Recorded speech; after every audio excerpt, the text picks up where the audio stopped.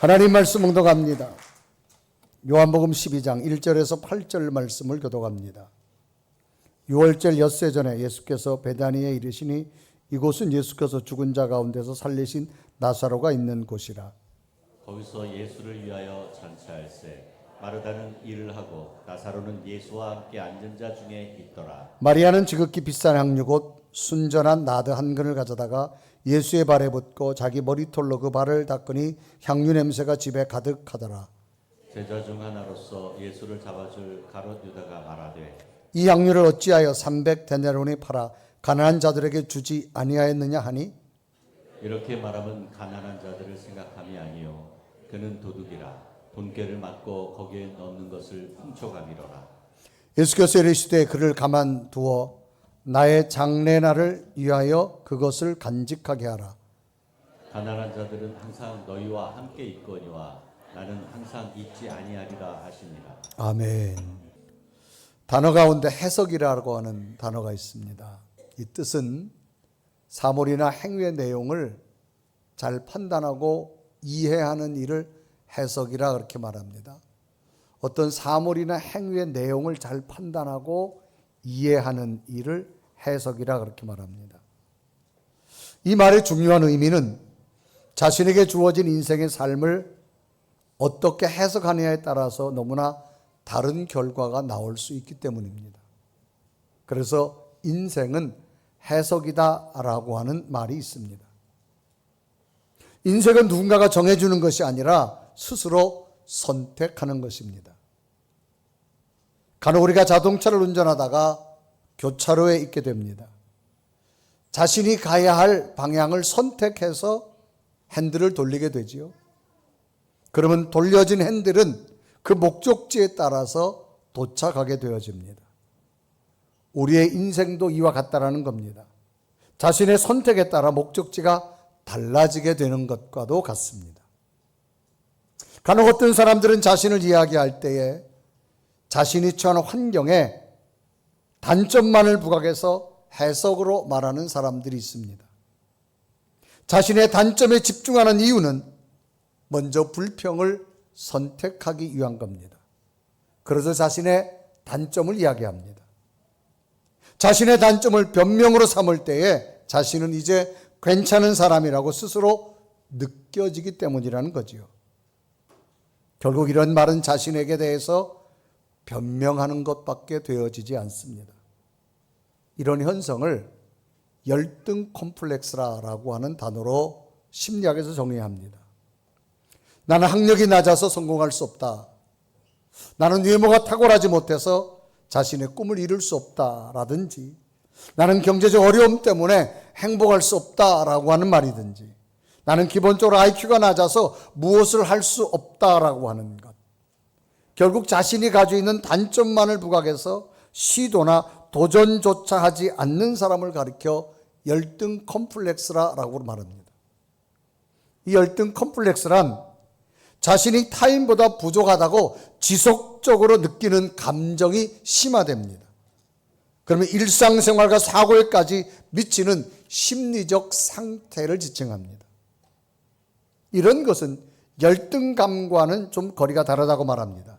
열등감은 내가 노력하지 않아서 안 되어서 생기는 감정입니다. 그런데 열등 콤플렉스는 노력조차도 하지 않습니다. 자신의 단점만을 부각하기 때문입니다. 변명만을 찾는 것을 열등 콤플렉스라 그렇게 말합니다. 그래서 때로는 우리들의 삶을 본다면 똑같은 경험이 누군가에게는 비극이 될 수도 있지만 누군가에게는 자신을 바꾸는 인생의 터닝 포인트가 되어줄 수 있다고 하는 겁니다. 누구나 인생을 살다 보면 위기라는 것이 올 때가 있습니다. 내가 원하지 않는 엄청난 고난을 맞이할 때 있습니다. 그걸 어떻게 해석하느냐에 따라서 결과가 달라진다는 겁니다. 이것은 전적으로 자신의 선택과 해석에 달려져 있습니다. 자신의 위기를 전화위복으로 만드는 기회가 되어줄 수도 있지만 그것 때문에 자신의 인생을 실패로 만들어버린 경우도 있습니다. 한 인물을 살펴본다면 세계적인 발명왕이라고 말하는 토마스 에디슨이라는 사람이 있습니다. 178년 전의 인물입니다. 이분은 전기를 발명했습니다. 어떤 세계 새로운 획기적인 발전의 출발이기도 하지요. 축음기를 만들고 다양한 것들을 한 1000여 가지 이상의 발명품을 만들었습니다. 그런데 하나를 발명할 때 1000번 이상 실패했다고 말합니다. 그러나 그는 1000번의 실패를 좌절로 보지 않았습니다. 이 1000번의 실패는 이렇게 하면 안 된다라고 하는 원인을 찾게 되어졌다고 말했습니다. 똑같은 모습이지만 해석이 달랐습니다. 그러니까 1000번의 실패에서도 다시 일어설 수가 있었다는 겁니다. 사람에게 누구에게나 단점도 있고 장점도 가지고 있습니다. 이런 것은 모든 사람에게 다 동일합니다. 심지어 하나님께서도 양면성을 만드셨습니다. 낮이 있으면 밤을 만드셨고 선이 있고 악이 공존하는 것을 동시에 만드셨습니다. 그래서 자신의 지나온 삶 속에서 어떤 경험 자체가 성공의 원인도 또 실패의 원인도가 아니라 자기 스스로가 어떤 의미를 부여하는 해석에 따라 결정되어진다는 겁니다. 나는 이렇기 때문에 부정이냐? 나는 이것 때문에 오히려 일어설 수 있는 긍정이냐? 이것은 본인의 선택이라는 거지요. 결국 자신에게 주어진 삶의 환경에서 긍정적으로 해석하고 나면 감사의 마음이 생깁니다. 그러면 또 도전하고 싶고 희망을 꿈꾸는 마음이 생깁니다. 그런데 부정적으로 생각하고 나면 불평과 원망으로 모든 것에 포기를 선택해버리고 맙니다. 그러므로 인생은 어떤 해석을 하느냐에 따라 매우 중요한 결정의 모습이라는 거지요. 오늘 성경 본문도 예수님 앞에 대조적인 두 사람이 소개됩니다. 한 사람은 마르다, 마리아라고 하는 이름을 가진 여인이 소개됩니다. 또 예수님의 제자 중 가룟 유다라고 하는 제자가 소개됩니다. 예수님께서는 자신의 죽음을 한 주간 앞두고 예루살렘에 입성 하루 전에 베다니에 도착합니다. 그래서 요한복음 12장 1절 첫 절에 기록하죠. 6월절 엿새 전에 예수께서 베다니에 이르시니라고 말합니다. 예수님께서 이곳에서도 말씀을 증거하기 위해서 많은 군중들 앞에 서셨습니다. 그런데 그 군중들 가운데 마리아의 행동과 가룟 유다의 행동을 보고 나신 다음에 예수님께서는 이 두 사람을 평가합니다. 마리아에 대해서는 너무 칭찬하는 겁니다. 앞으로 복음이 전파되는 곳마다 이 여인의 모습이 증거되리라 라고 말하면서 이 마리아 여인의 행동에 대해서 굉장히 극찬하고 칭찬합니다. 그 당시 마가란 제자가 이 여인의 기록을 마가복음 14장 9절은 이렇게 기록합니다. 내가 진실로 너에게 이르노니 온 천하에 어디서든지 복음이 전파되는 곳에는 이 여자가 행한 일도 말하여 그를 기억하게 하리라 하시니라. 앞으로 복음이 기록되는 곳마다 전파되는 곳마다 이 여인의 믿음도 기억하라는 겁니다. 그런데 똑같이 예수님 앞에 있었던 가룟 유다에 대해서는 너무나 큰 책망을 하시는 겁니다. 너는 차라리 태어나지 않았으면 더 좋았을 걸 그랬다라고 말하면서 아주 강한 책망을 하시는 것을 봅니다. 그래서 마가복음 14장 21절에 이루어가죠. 인자는 자기에 대하여 기록된 대로 가거니와 인자를 파는 그 사람에게는 화가 있으리로다. 그 사람은 차라리 나지 아니하였더라면 자기에게 좋을 뻔하였느니라 하신다라고 말합니다. 이 두 사람은 똑같은 장소에 똑같은 환경에 있었습니다. 그런데 예수님의 평가가 달랐습니다. 한 사람은 복음이 전파되는 곳마다 이 여인의 이름도 기억되라고 했고, 한 사람은 예수님의 제자였음에도 불구하고 차라리 나지 아니하였으면 그에게도 좋아질 것이라고 하는 책망의 모습을 주님께서 하시게 되어지는 것을 봅니다.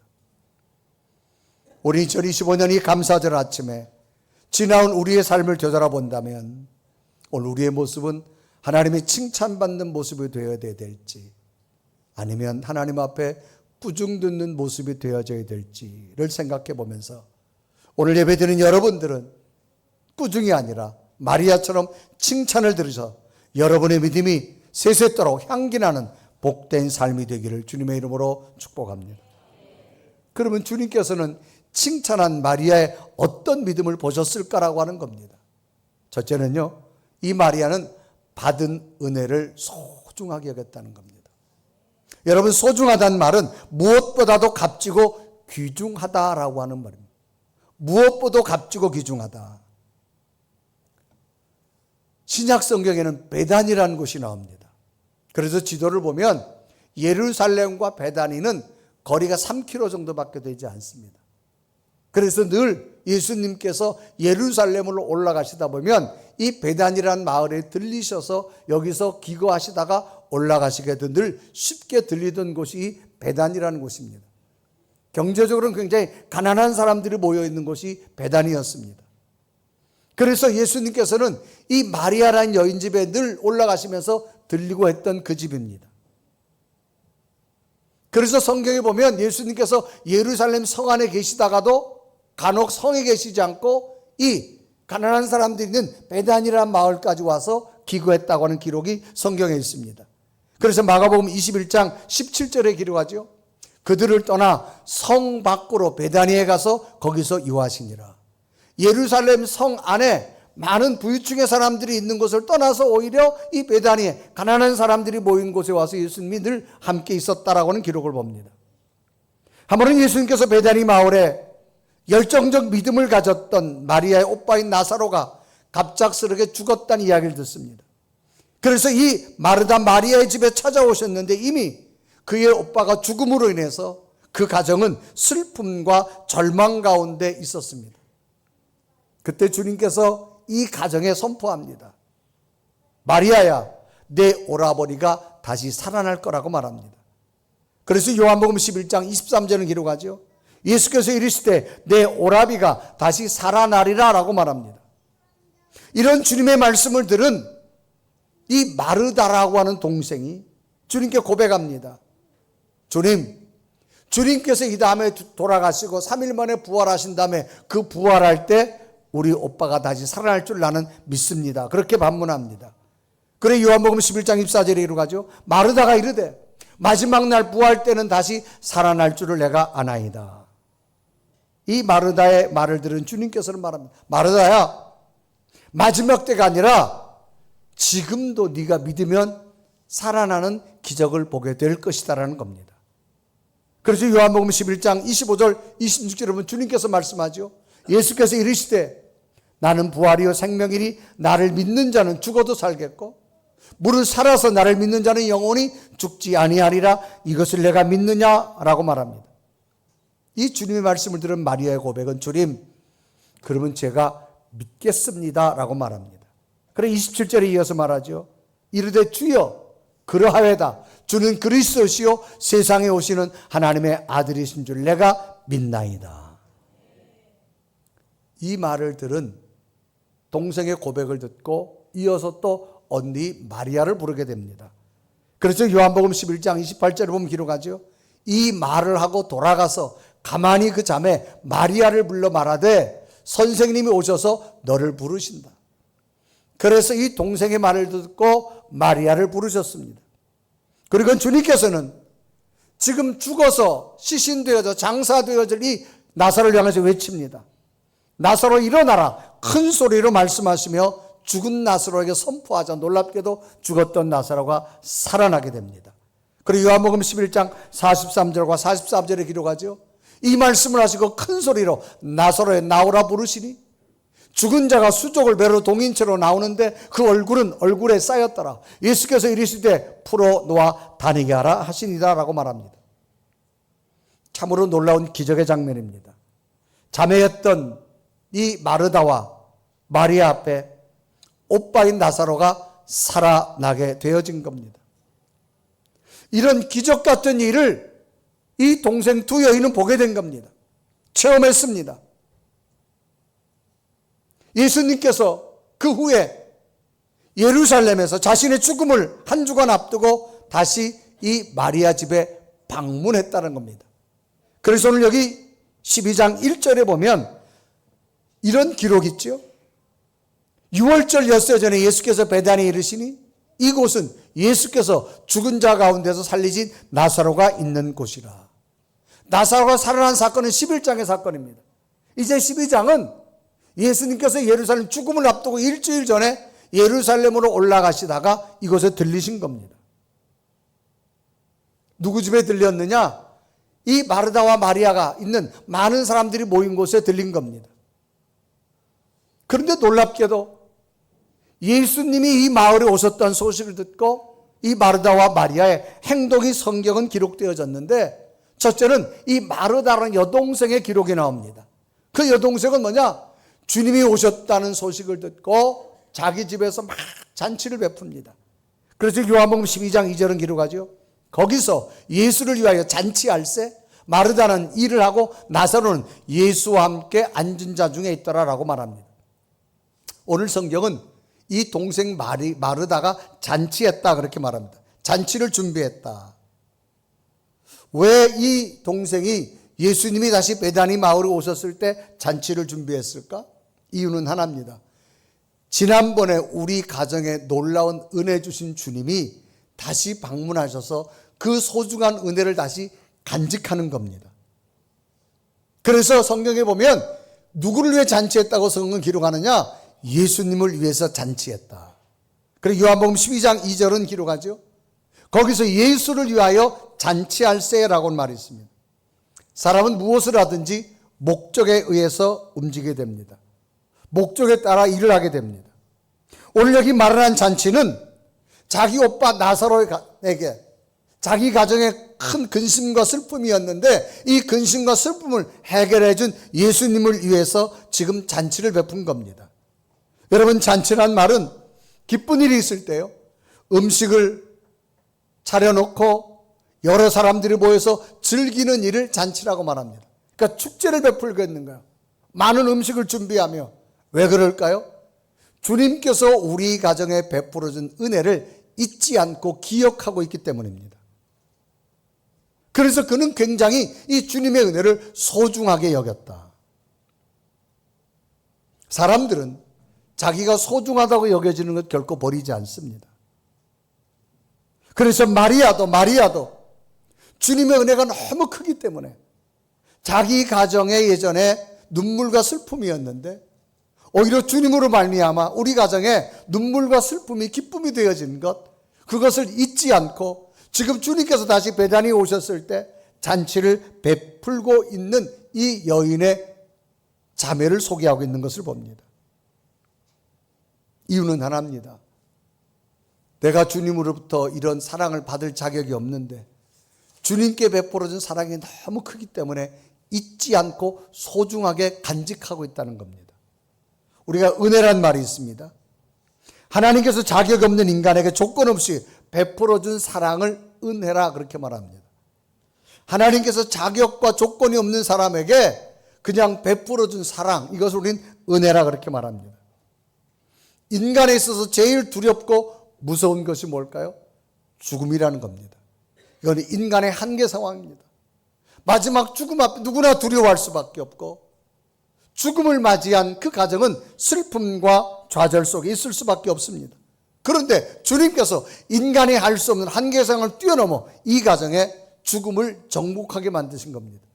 그러니까 절망이 떠나가고 슬픔이 떠나가고 새로운 기쁨이 이 가정에 임한 겁니다. 그런데 이 마르다와 마리아는 자기가 이런 주님의 은혜를 받을 자격이 없는 거예요. 어떤 조건이 있어서 아닙니다. 주님께서 베풀어 주신 무조건적인 사랑이었습니다.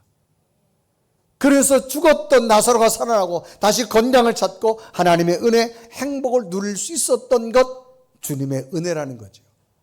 그래서 이 마르다와 마리아는 이 주님의 은혜를 너무 소중히 여겨서 주님께서 자기 가정에 오셨을 때 큰 잔치를 베풀고 있는 겁니다. 이런 모습 속에서 오늘 우리들은 지나온 2025년의 삶을 한번 뒤돌아본다면, 여러분 2025년 1월을 시작하면서 여러분에게 가장 큰 기도 제목이 뭐였을까요? 아마 이것이 제일 1번일 겁니다. 하나님, 올 한해 우리 가정에 온 가족의 건강을 지켜주옵소서 라고 하는 것이 아마 여러분 큰 기도 제목이었을 겁니다. 그러면 지나온 11월 지나고 한번 반달을 가만 생각해 보십시오. 가족의 건강을 지켜주신 것, 우리의 믿음이 탁월해서 우리가 꼭 그 건강의 복을 받아서가 아닙니다. 우리가 받을 자격이 없음에도 불구하고 하나님은 무조건적으로 베풀어 주신 사랑의 은혜인 줄로 믿습니다.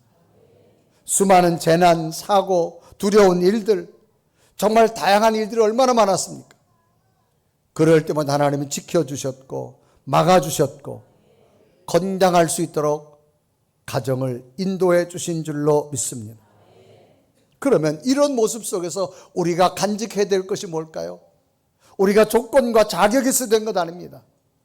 무조건적으로 베풀어 주신 하나님의 사랑이요 은혜인 줄로 믿습니다. 그래서 마르다와 마리아는 주님이 자기 마을에 왔을 때 너무 감사해서 그 소중한 은혜를 기억하기 위해서 지금 잔치를 베풀고 있는 이 여인의 가정의 모습, 그것은 소중한 은혜를 간직했다는 겁니다. 오늘 우리에게 무엇이 필요할까요? 지나온 시간을 되돌아보십시오. 하나님의 은혜였음을 고백한다면 그 은혜를 간직할 수 있는 믿음이 되시기를 바랍니다. 이게 우리의 믿음입니다. 어느 한 목사님과 이야기하다가 건강에 관한 이야기를 했어요. 이 목사님이 이런 이야기를 합니다. 이 목사님, 사람은 다 다양한 모습을 가지고 있기 때문에 인성이 나쁜 목사님도 목회를 잘하고 잘못된 판단과 생각을 가진 목사님도 목회를 참 잘하는데 병든 목회자는 목회를 못하더라는 거예요. 그래서 건강관리 잘해야 된다고 하는 이야기를 하는 거예요. 여러분, 우리의 삶에 한번 적용해 보세요. 우리 주변에 보면 정말 못된 사람 많잖아요. 그래도 그 사람들을 잘 살아요. 정말 나쁜 사람들 많잖아요. 그래도 잘 살아요. 병든 사람은 못해요. 그러므로 여러분, 건강이라는 것이 얼마나 소중한지를 우린 다시 깨닫게 되는데, 이 건강관리가 여러분 영양제 그냥 두 손에 한 움큼씩 매일 먹는다고 건강 지켜주는 거 아니에요. 보이지 않는 하나님의 인도하심이 있었기 때문인 줄 믿습니다. 이게 뭐냐? 소중한 은혜입니다. 소중한 은혜. 마태복음 25장에 보면 비유가 나오는데, 한 주인이 먼 타국으로 떠날 때 자기 집에 있는 돈을 맡깁니다. 한 종에게는 금 5달란트를 맡기고요, 한 종에게는 금 2달란트를 맡깁니다. 한 종에게는 금 1달란트를 맡깁니다. 성경에 보면 각각 다르게 맡겼어요. 왜 똑같은 종인데 왜 똑같이 5달란트를 주지 않고 각각 주었을까? 성경은 분명히 말합니다. 각각 그 재능대로. 이 말은 뭔가 하면 주인이 딱 너무너무 잘 알아요. 이 종은 5달란트 맡겨도 되겠다. 이 종은 2달란트 맡겨야 된다. 이 종은 5개 줘봐야 관리 못한다. 1개만 주는 거예요. 그래서 성경은 마태복음 25장 15절은 그렇게 기록합니다. 각각 그 재능대로, 각각이라서 그 재능대로 한 사람에게는 금 5달란트, 한 사람에게는 2달란트를, 한 사람에게는 1달란트를 주고 떠났더니라고 말했어요. 자, 5달란트 받은 사람 어때요? 주인이 보기에는 충분히 감당할 만하기 때문에 5달란트를 맡겼어요. 그러니까 이 5달란트 받은 사람은 너무 감격인 거예요. 내게 이런 걸 맡겨줬다고. 열심히 가서 일을 해서 10달란트를 만들어요. 2달란트 받은 사람도 어떻게 내게 2개씩 줬을까? 열심히 가서 이익을 남겨서 4달란트 만듭니다. 그래서 주인에게 내놓아요. 그런데 1달란트 받은 사람은 기분 나쁜 거예요. 왜 저 사람은 5개 주고 나는 2개 주고 왜 1개밖에 안 줬냐는 거지. 주인이 미운 거예요. 그래서 어떤 생각까지 해요? 내 것도 아닌데 내가 왜 일을 해? 땅에 갖다 묻어둡니다. 그리고 주인이 왔을 때 땅에 묻어둔 거 그대로 패가지고 1달러 그대로 가져옵니다. 주인은 벌써 알았던 거예요. 한 달란트 받은 사람은 5개 줘도 감당 못합니다. 각각 재능대로 맡겨준 거예요. 이제 주인이 들어와서 자기가 맡겨준 걸 다 가져와라 했을 때 주인이 평가가 2개로 나눕니다. 5달란트 받은 자와 2달란트 받은 자는 열심히 해서 배가라 가져왔을 때 뭐라는 줄 아세요? 착하고 충성된 종이라 그래요. 네가 내게 맡겨진 적은 걸 열심히 했으므로 앞으로도 큰 것도 맡겨주겠다는 거예요. 그래서 마태복음 25장 23절에 말하죠.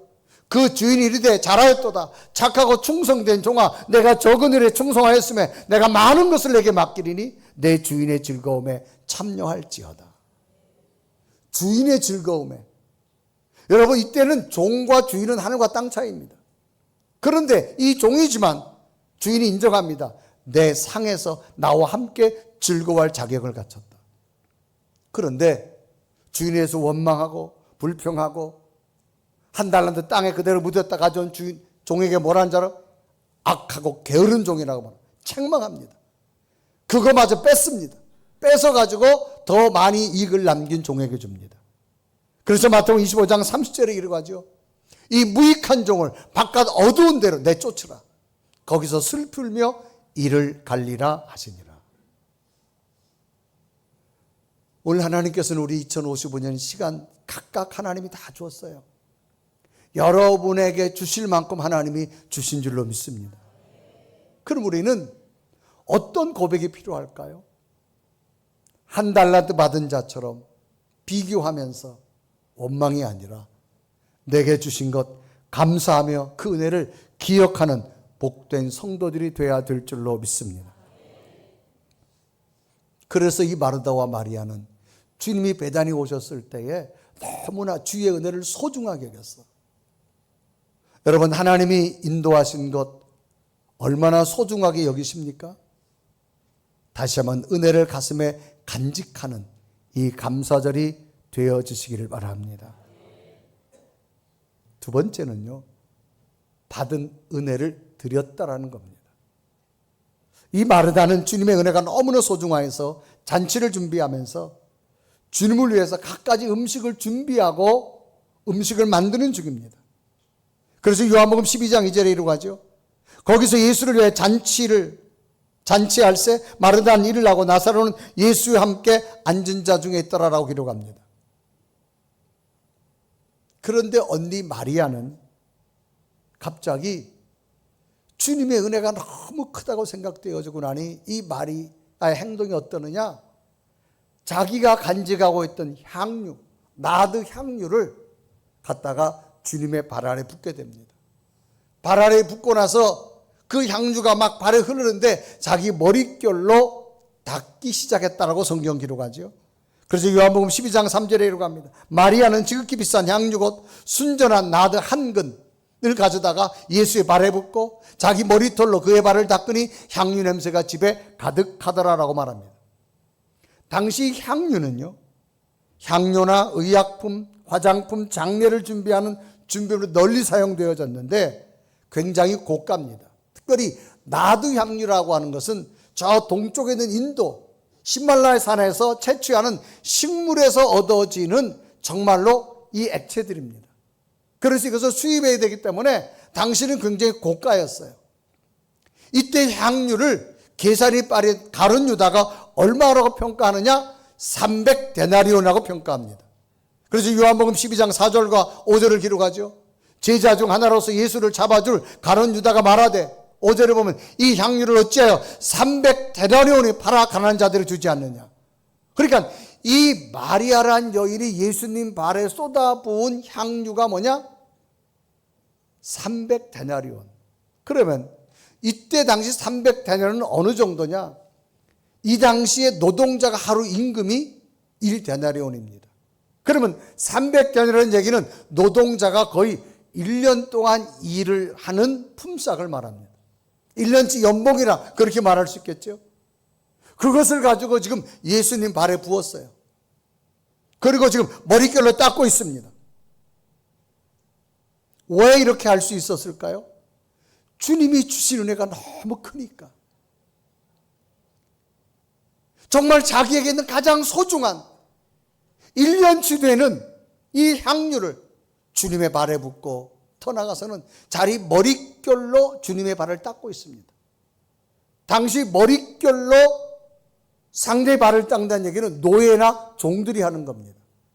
그래서 요한복음 12장 5절에 말하죠. 이 향유를 어찌해 300대를 팔고 가난한 자들을 주지 아니하느냐. 가룟 유다가 볼 때는 허비라는 겁니다. 그 비싼 걸 왜 저렇게 허비하느냐는 거예요. 그런데도 놀랍게도 마리아는 허비가 아닙니다. 그거 뭐예요? 사랑하기 때문에 그렇습니다. 주님의 은혜가 너무 크기 때문입니다. 많은 사람들이 이 마리아의 모습에 놀랐습니다. 이 마리아는 정신 나간 여인도 아닙니다. 아주 정상적인 여인입니다. 그럼에도 불구하고 이 여인이 이 향유를 쏟을 수 있는 하나입니다. 자기 가정에 베풀어준 주님의 은혜가 너무 크기 때문입니다. 그런데 가룟 유다는 주님의 제자로서 부름받았음에도 불구하고 그는 주님의 크신 은혜를 귀하게 여기지 않았습니다.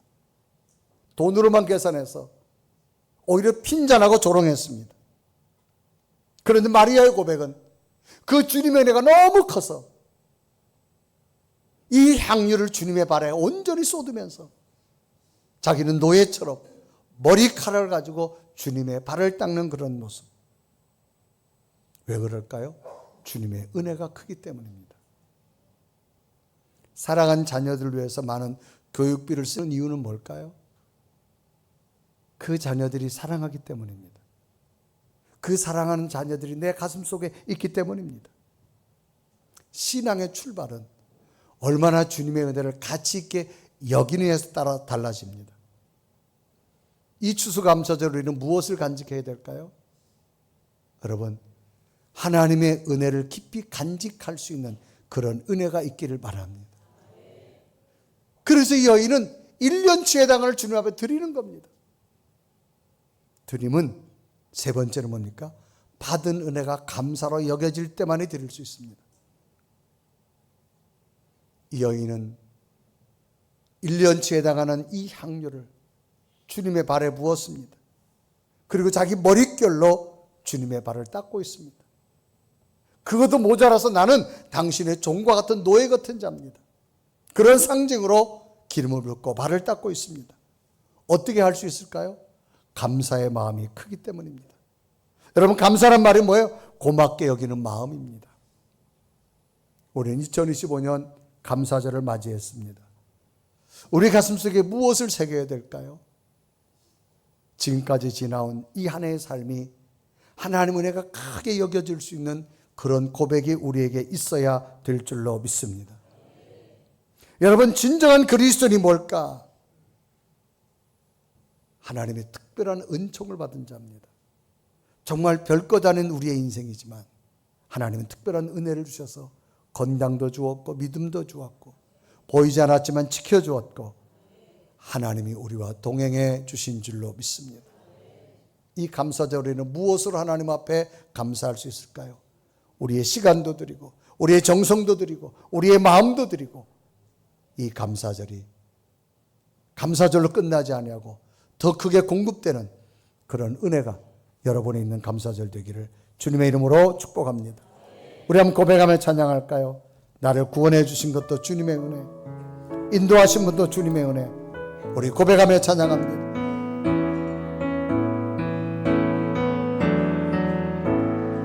점수부터 날 구원하신 주 감사, 모든 것 주신 감사, 지난 추억이 내 감사, 주 내 곁에 계시네, 양리로 봄철의 감사, 날 감사, 사라진 눈물도 감사, 나의 영 응답하신 기도, 응답하신 기도가 거절하신 것 감사,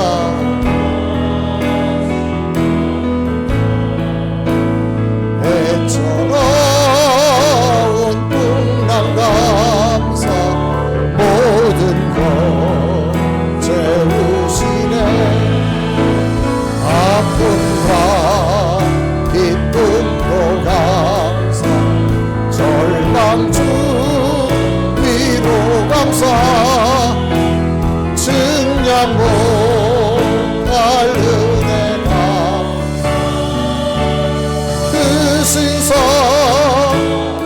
내게 건강 주신 내게 건강 주신 감사 또한 연약한 감사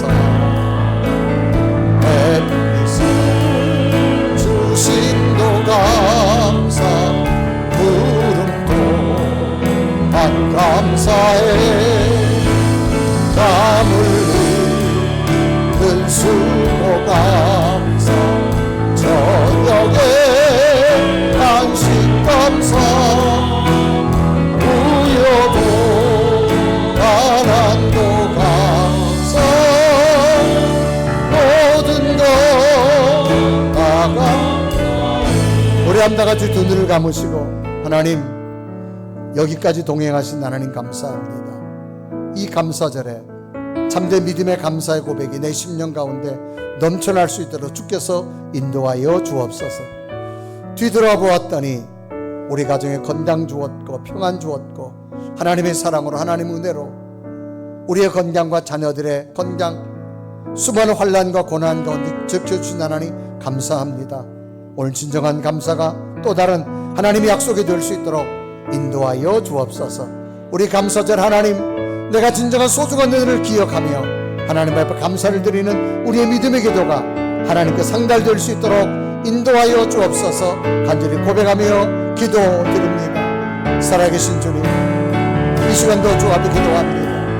간구합니다. 당신의 거룩한 성령의 역사가 임하여 주시고 하나님의 능력과 은혜로 충만하게 원하옵니다. 여호와의 당신의 권능 앞에 감사합니다.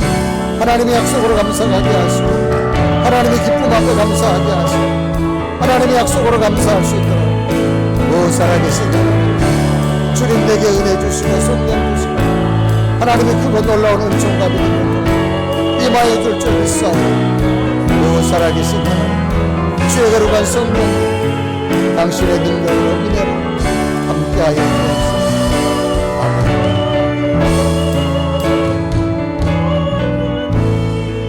살아계신 하나님 뒤돌아 보았더니 하나님의 은혜였음을 고백하며 오늘도 추수감사절에 하나님이 주신 그 큰 은혜 소중하게 여기게 하신 것 감사합니다. 늘 주님 앞에 드릴 수 있는 고백 되게 하신 것 감사합니다.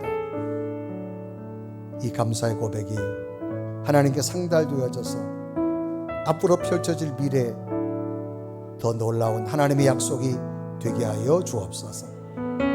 예수 그리스도의 간절히 기도드리옵나이다.